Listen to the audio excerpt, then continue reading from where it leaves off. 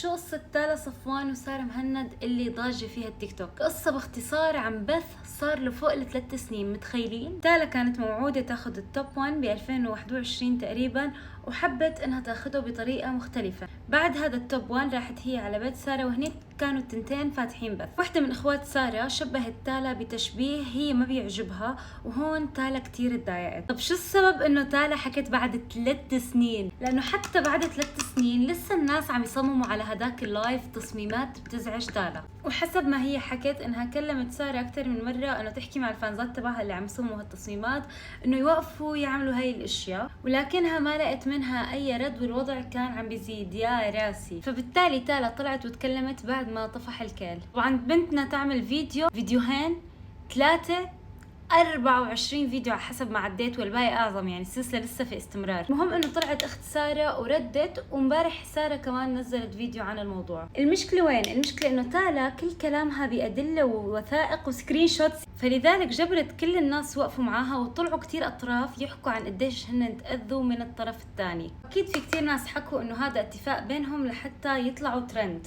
وللأمانة لو في يوم من الأيام كنت الطرف الغلطان كنت حاطلع واعتذر، حتى لو ما بدي أرجع رفقة معاها، وحتى لو بس قدام الناس. بالنهاية الناس بتسامح الشخص اللي بيعترف بغلطه أحسن من التصعيد اللي عم يصير صراحة، خصوصا إذا ما كان عندي أدلة تثبت صحة كلامي. وبس والله يا جماعة لا تنسوا تضيفوني على التطبيق الأصفر.